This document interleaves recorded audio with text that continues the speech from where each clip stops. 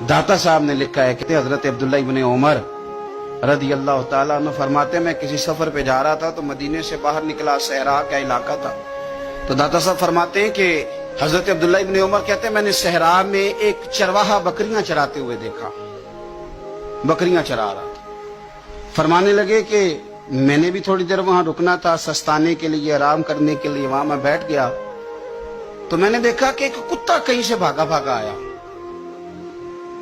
तो चरवाहे ने ना अपना कपड़ा खोला, टिफिन समझ लें खोला, और उसमें से एक रोटी निकाल के कुत्ते को डाली। कुत्ते ने खाई और फिर ललचाई नजरों से चरवाहे की तरफ देखा, उसने एक रोटी और निकाल के डाल दी। कुत्ते ने खाई तो फिर ललचाई नजरों से देखा तो उसने एक रोटी और निकाल के कुत्ते को दे दी। अब कुत्ता सैर होके चला गया। हजरत अब्दुल्ला इब्न उमर रज़ी अल्लाह तआला अन्हु फरमाते, मैं करीब गया और मैंने जाकर उस चरवाहे से पूछा, गरीब आदमी से, उजरत पे किसी की बकरियां चराता है, तेरे पास कितनी रोटियां हैं? कहने लगा 3 ही थी। वयुसिरून अला अनफुसिहिम वलौ काना बिहिम खसासा। अल्लाह फरमाते हैं बड़ी शदीद जरूरत भी हो तो फिर भी अल्लाह के बंदे दूसरों को तरजीह दे देते हैं।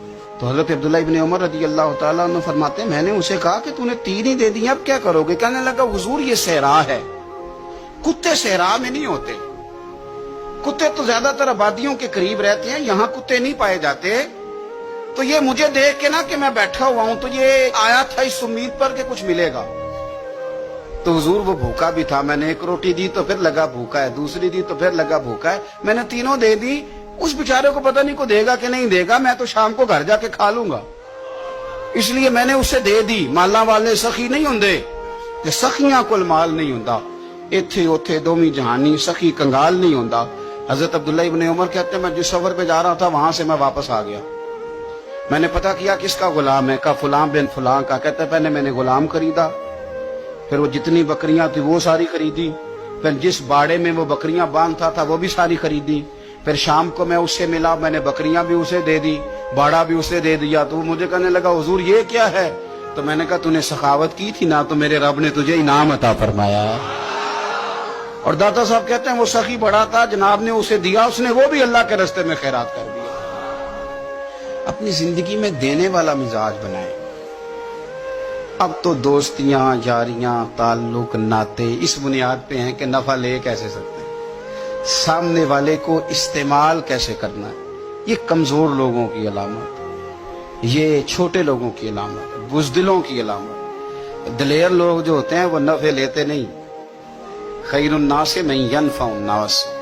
हुजूर ने फरमाया, मैंने तो ये कानून बनाया है कि लोगों में से बेहतर वो है जो नफा दे, किसी को नफा दे। और दाता साहब इससे आगे लिखते हैं, कहते हैं कि हजरत हसन बिन अली, इमाम हसन, नवासे रसूल, जिगरगोश है बतूल, कहते हैं उनका एक जानने वाला बंदा उनके पास बड़ी दुखी हालत में आया और आके रोने लगा। ने फरमाया, क्या हुआ? अर्ज की, हुजूर 400 दिनार का कर्जा है, जिनके पैसे देने हैं वो बड़ा सताते हैं, मेहरबानी करें। हजरत इमाम हसन फौरन गए और 400 दिनार ला के दिया, बंदा पैसे लेके चला गया।